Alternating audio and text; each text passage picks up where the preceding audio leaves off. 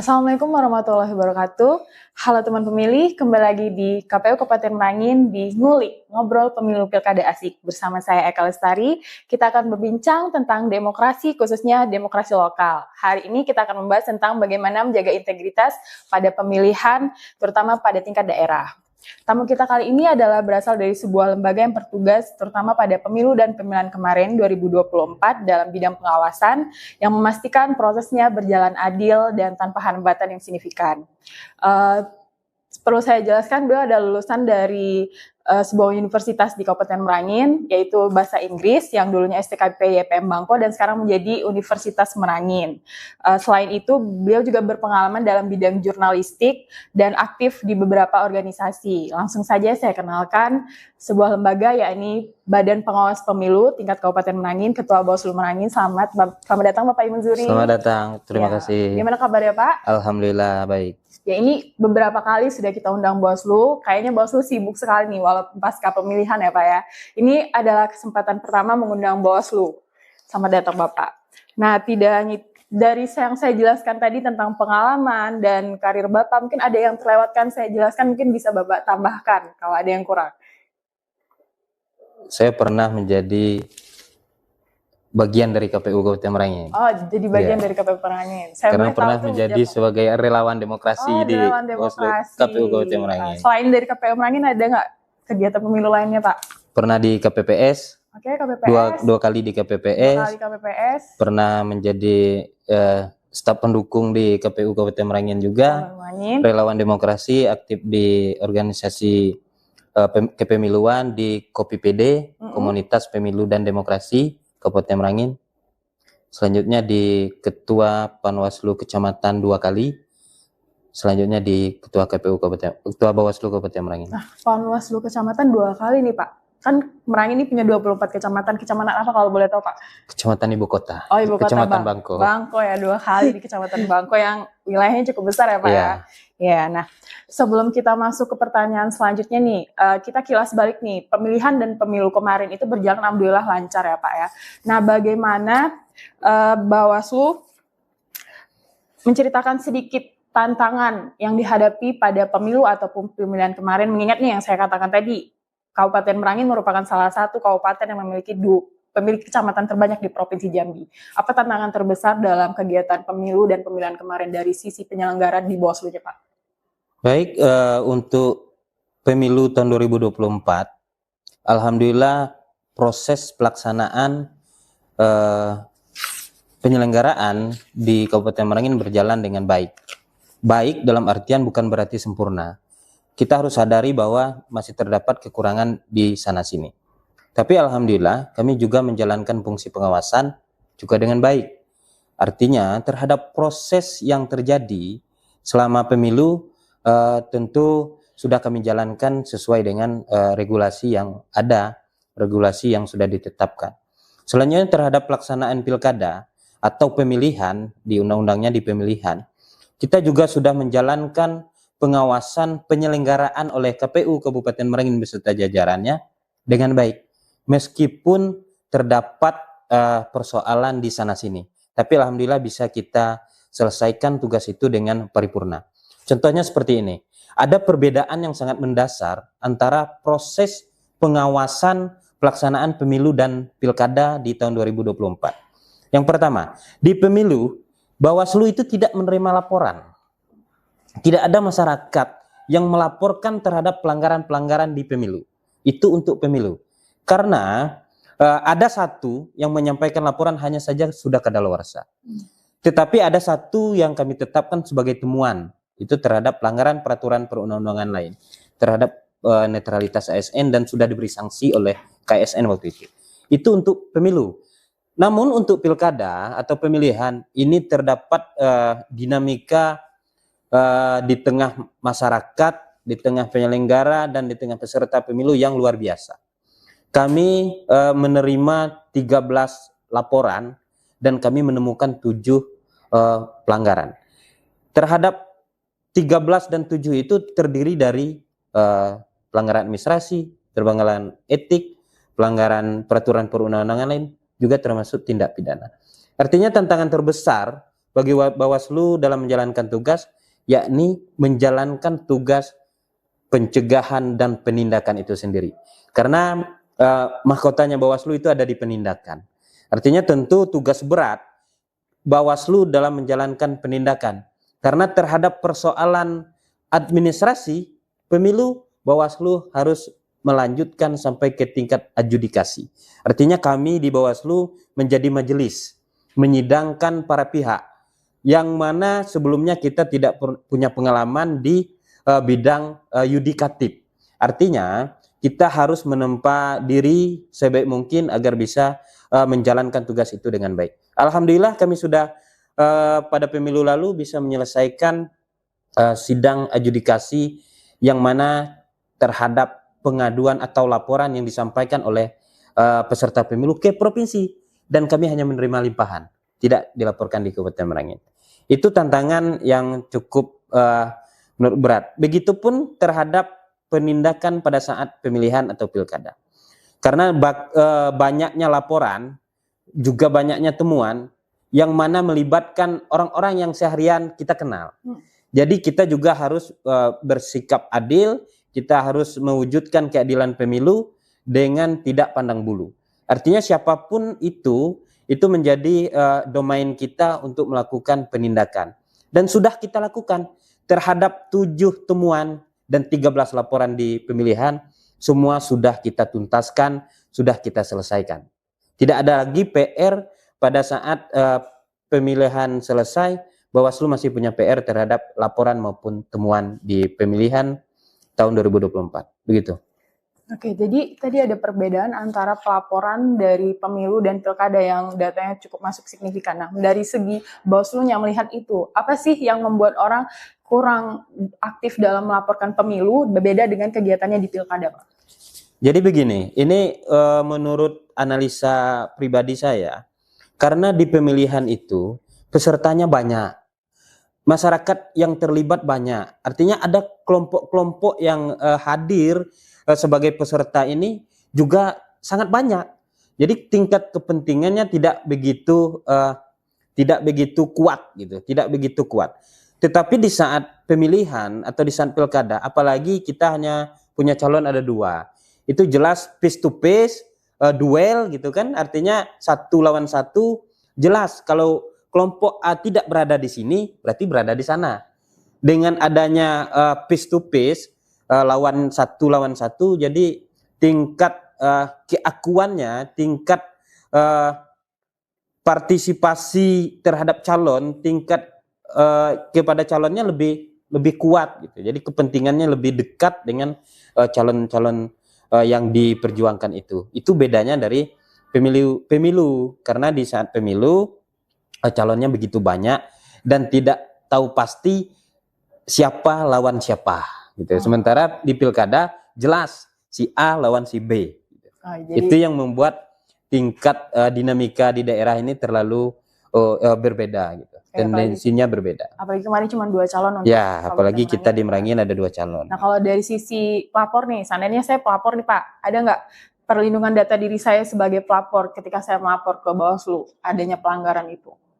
Ya, yang jelas ada kewajiban kita untuk merahasiakan pelapor di saat yang bersangkutan meminta untuk tidak dipublikasi. Kita tulis kita umumkan, di saat kita umumkan bisa kita rahasiakan nama pelapor, tetapi terhadap proses dalam perjalanannya nanti apabila dibutuhkan yang bersangkutan wajib untuk diketahui publik. Oke, tadi udah ada ini tindak tegas dari Bawaslu baik penegasan dan penindakannya. Kalau kegiatan nyatanya, kegiatan yang untuk KPU Kabupaten Merangin sendiri lakukan pada pemilu dan pemilihan kemarin apa Pak? Apakah sosialisasi atau ada kegiatan apa dalam penindakan dan penegasan untuk pelanggaran tersebut Pak? Pelanggaran yang mana? Yang ini pelaporan-pelaporan itu sebelum adanya agar tidak banyak masuk pelaporan, adakah kegiatan yang dilakukan Bawaslu Pak? Jadi karena Bawaslu itu punya tagline cegah, awasi, tindak. Pertama tetap Bawaslu menyampaikan pencegahan. Seluruh tahapan Bawaslu melayangkan surat, melakukan himbauan dalam upaya-upaya pencegahan agar tidak terjadi penindakan. Karena dalam adigium hukum itu ada istilah ultimum remedium. Jadi kita tidak menggunakan pidana itu adalah langkah terakhir. Tetapi bagaimana kita melakukan upaya pencegahan, apabila pencegahan itu berhasil, tentu untuk penindakan-penindakannya juga lebih minim. Oke, berarti teman pemilih sebelum adanya pelaporan gitu, Bawaslu sudah melakukan pencegahan dulu dari segi kelembagaannya terhadap masyarakat ataupun peserta pemilunya, ya Pak ya? Iya, karena sudah pasti itu dilakukan di seluruh tahapan. Nah, itu kegiatan Bawaslu kemarin pada masa pemilu dan pemilihan. Nah, sekarang pada pasca pemilihan atau pasca pilkada terakhir kemarin 2024, apa kegiatan yang dilakukan Bawaslu setelah itu, Pak? Tapi kalau yang saya lihat dari sisi sebagai penyelenggara KPU, Bawaslu sering diundang kegiatan KPU yang baru-baru ini dan aktif kayak ini udah masuk di semester 2 kalau tingkat provinsi, Kabupaten Triwulan 4, yaitu PDPB, pemutaran data pemilih berkelanjutan. Nah, dari sisi pengawasannya terhadap PDPB ini, adakah dasar hukum dari Bawaslu-nya sendiri, Pak, untuk kegiatan PDPB dari KPU?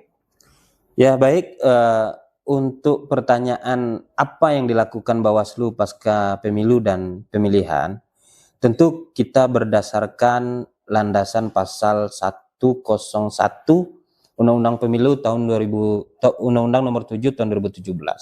Bahwa di pasal 101 itu tentang tugas. Ada 9 tugas Bawaslu.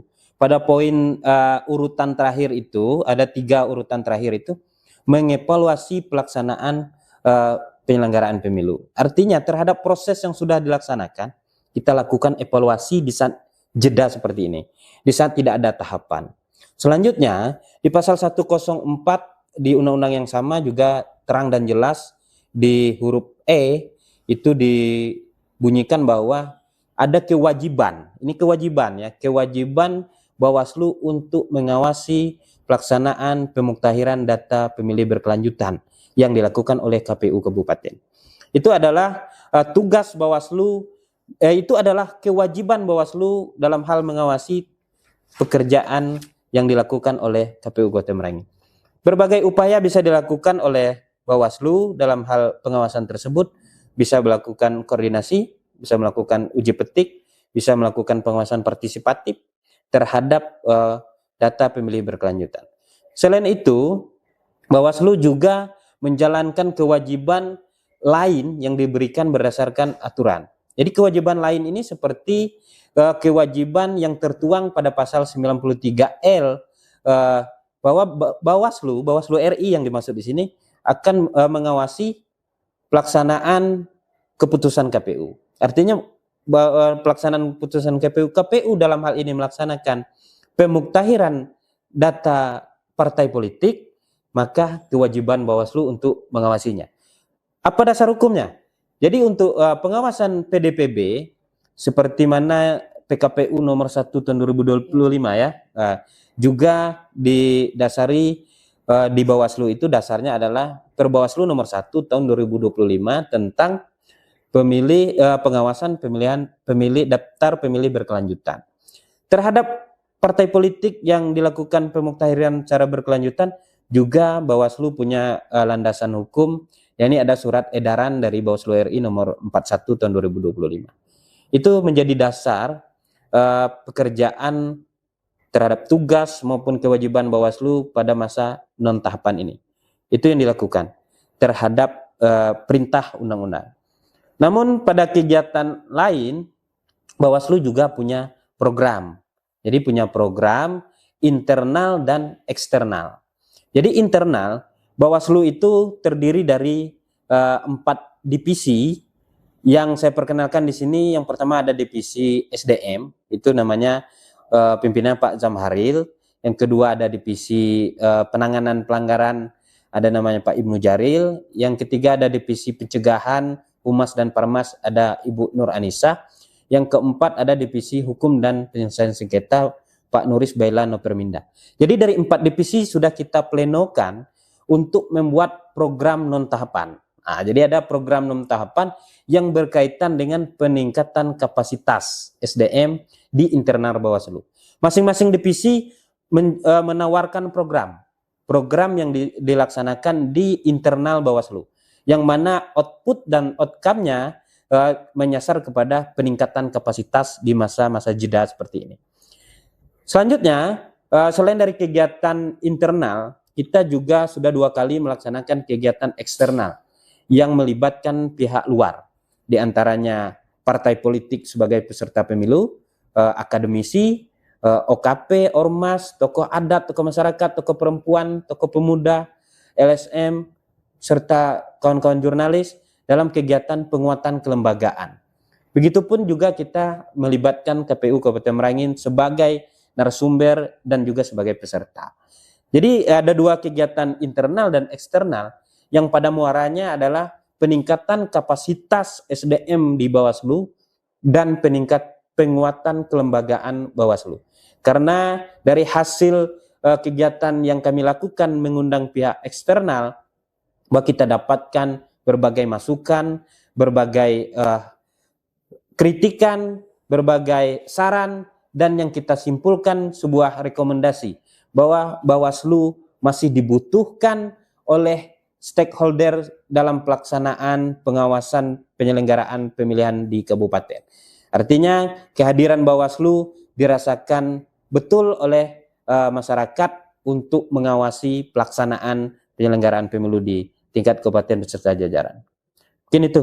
Oke, menarik nih Pak. Tadi Bapak bilang dalam kegiatan yang berhubungan dengan stakeholder ada masukan, kritikan, dan rekomendasi. Nah, saya mau tanya nih, mungkin banyak tidak diketahui teman pemilih, kritikan apa yang dimasukkan ke Bawaslu pada saat berhubungan atau berinteraksi penguatan kelembagaan itu, Pak? Ya, jadi kita semua tampung, baik itu kritikan, masukan.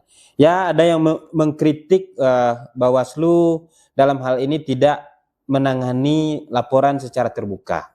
Sementara ada kewajiban kami setiap laporan maupun temuan itu kami umumkan di papan pengumuman kantor dan di websitenya Bawaslu. Artinya itu sudah kita lakukan. Kita memang terkadang kita masyarakat kita kan tidak semuanya jeli gitu, tidak semua jeli. Itu sudah diatur bahwa itu sudah kami lakukan. Ya, kritikan-kritikan seperti itu. Ada yang menganggap kita tidak terbuka dalam hal penanganan pelanggaran. Itu salah satu yang saya ingat pernah disampaikan oleh peserta terkait dengan pengawasan dan dalam hal penindakan pelanggaran di Bawaslu. Jadi salah satu evaluasi untuk Bawaslu Ya. depannya ya Pak ya. Nah, kita udah panjang lebar nih bicara dari awal sampai akhir sampai di kegiatan Bawaslu pasca Pilkada. Nah, break sejenak mungkin kita bisa ada kopi dari KPU Kabupaten Merangin. Mungkin ini kopi baru Pak. Boleh coba dicobain dulu Pak. Himun sebelum masuk ke pertanyaan-pertanyaan berikutnya.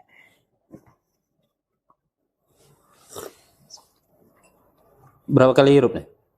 Terserah Bapak mau berapa kali hirup. Gimana rasanya Pak? Nikmat. Sama seperti kopi-kopi yang lain atau beda? Beda. Enak yang ini atau kopi yang lain? Karena disuguhkan secara gratis, enak yang inilah. Enak yang ini. Nah, saya tanya, enak kopi Merangin atau kopi Bawaslu Merangin? Gimana? Enak kopi di kantor KPU Merangin atau di kantor Bawaslu Merangin? Enak di Bawaslu Merangin. Oh, enak di Bawaslu Merangin, teman pemilih. Mas, kita sambung lagi nih Pak, ada ngopi, kita sambung lagi nih. Jadi tadi ada beberapa kegiatan yang dilakukan Bawaslu pasca Pilkada yang saya dengarkan ini kan. Nah, kita melihat 2025 ini pemerintah melakukan efisiensi anggaran yang Bawaslu sendiri yang saya ketahui efisiensi itu mencapai 40% dari pagu anggaran awal. Nah, bagaimana nih strategi dari Bawaslu sendiri khususnya kabupaten, terutama Bawaslu Kabupaten Merangin yang kita ketahui memiliki 24 kecamatan yang pengawasannya mungkin tidak hanya di lingkup kota aja atau ibu kota kabupaten ini, tapi menjangkau 24 kecamatan lainnya dengan efisiensi anggaran yang cukup signifikan tersebut. Bagaimana Bawaslu tetap menjalankan kegiatan tersebut?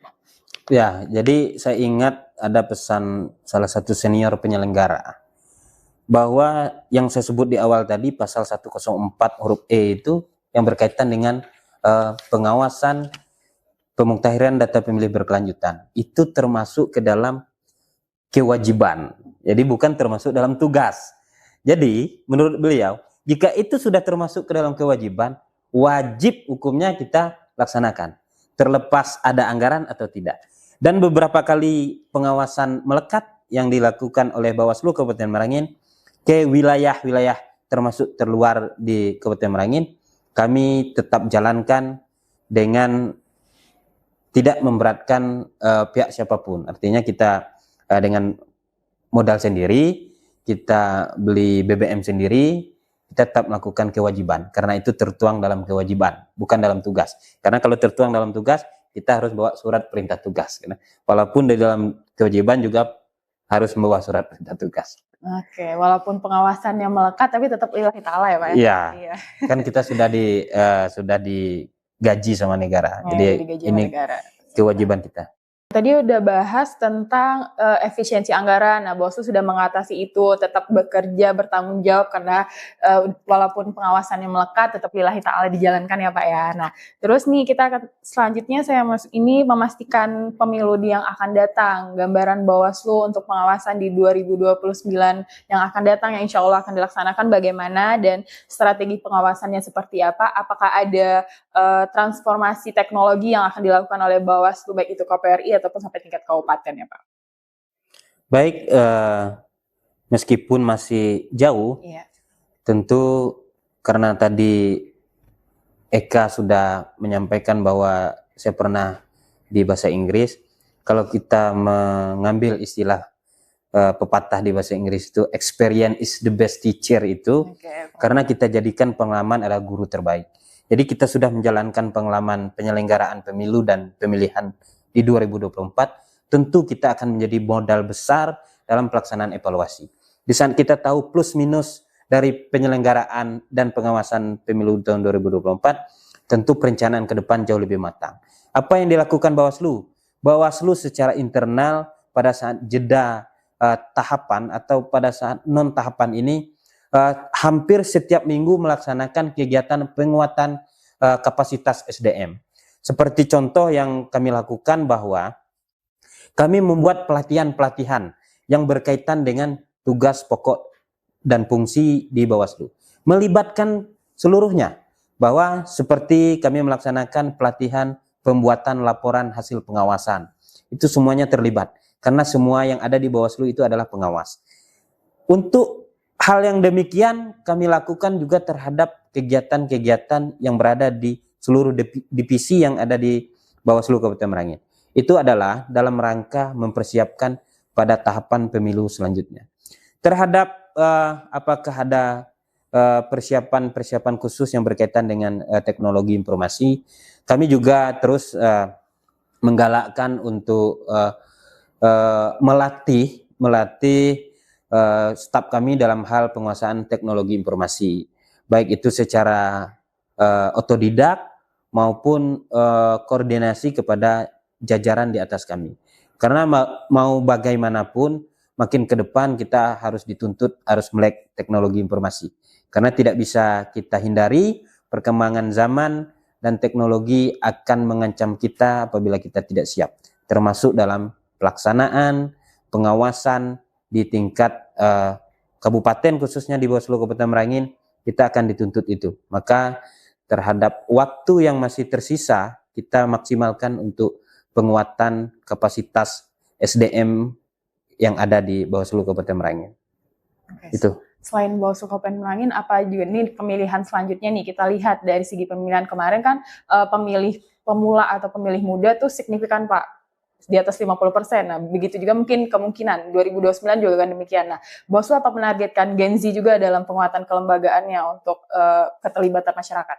Ya, jadi karena udah disinggung soal Gen Z dan penguatan pelibatan masyarakat, bahwa di Bawaslu itu kami sedang gencar-gencarnya melaksanakan sosialisasi pengawasan partisipatif. Karena untuk meningkatkan partisipasi pemilih ada wilayah domainnya KPU. Kami hanya mengawasi, kami hanya melibatkan masyarakat, baik itu kaum pemilih, kaum perempuan, pemilih pemula, organisasi kepemudaan, tokoh masyarakat, tokoh agama, itu kita libatkan dalam hal pengawasan partisipatif. Karena di Bawaslu juga sudah diatur secara jelas di Perbawaslu tentang pengawasan partisipatif. Pada masa non tahapan, kita tetap melaksanakan kegiatan itu. Seperti melaksanakan kegiatan sosialisasi di sekolah-sekolah yang ada di Kabupaten Merangin, itu leading sektornya ada di divisi pencegahan. Ada beberapa kali kegiatan yang dilaksanakan oleh divisi pencegahan dalam sosialisasi yang menyasar kepada para pemilih pemula atau Gen Z ya, menyasar para pemilih pemula itu. Dan alhamdulillah itu dilaksanakan dengan modal sendiri.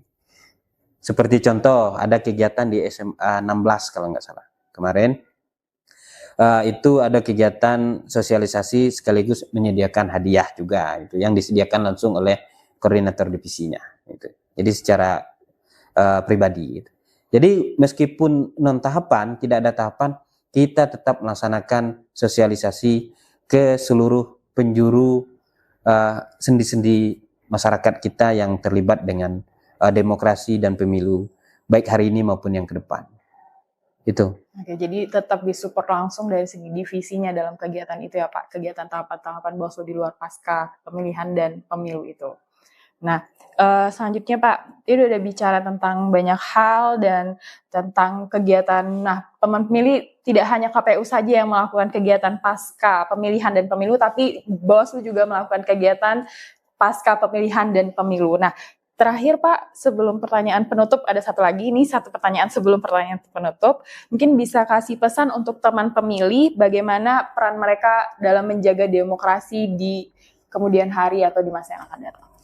Baik, untuk teman pemilih atau sahabat Bawaslu, jadi kita menghimbau untuk peduli dengan kegiatan pemilu dan demokrasi di wilayah kita. Semuanya bisa menjadi pengawas. Silakan mengawasi seluruh tahapan secara sukarela, dan apabila ditemukan pelanggaran atau dugaan tindak pidana, agar tidak takut untuk melaporkan ke lembaga yang berwenang. Dalam hal ini lembaga Bawaslu. Jadi kita jangan sampai hanya bisa menuding, tapi tidak berani bertanggung jawab untuk membuktikan bahwa benar kita menemukan adanya pelanggaran. Jika kita menemukan pelanggaran, monggo, jangan takut, silakan dilaporkan kepada lembaga penegak keadilan pemilu. Dalam hal ini Bawaslu. Itu. Oke, jangan takut untuk melaporkan ketika kalian mengetahui adanya pelanggaran, baik itu pemilihan ataupun pemilu. Nah, tadi saya bilang ada pertanyaan terakhir dari saya tentunya, atau ada beberapa titipan pertanyaan dari beberapa lembaga. Kita lihat karir atau kegiatan Bapak Ketua Bawaslu sendiri sebelum menjadi Ketua Bawaslu Kabupaten Merangin itu banyak sekali, dari BEM juga, jurnal juga, jadi pengawas pernah, jadi di KPU sendiri pun juga pernah. Kenapa Bawaslu? Kenapa memilih mengabdi di Bawaslu? Itu pertanyaan. Baik, mungkin karena saya sebelum di Bawaslu itu aktif sebagai jurnalis, lebih banyak dalam hal pengawasan, gitu. Lebih mendekatkan diri saya jika saya berkarir di Bawaslu. Makanya saya mencoba untuk mendaftarkan diri untuk berusaha semaksimal mungkin agar bisa menjadi satu dari 5 pimpinan Bawaslu Kabupaten Merangin. Dan alhamdulillah saya bisa terpilih dan diamanahkan sebagai ketua, dan saya sangat mensyukuri dan menikmati pekerjaan ini, karena saya kerjakan pekerjaan ini dengan ikhlas, karena tidak berdasarkan dorongan pihak luar, lebih kepada dorongan dari dalam diri sendiri, sehingga pekerjaan yang dijalani sehari-hari rasanya sesuai dengan apa yang menjadi karakter kita selama ini. Mungkin itu, sehingga saya berlabuh saat ini di Bawaslu Kabupaten Merangin. Oke, makasih Pak Himun. Akhirnya Pak Himun memilih berlabuh di Bawaslu Kabupaten Merangin. Terima kasih Pak Himun untuk bincang-bincang hari ini. Seru sekali teman pemilih.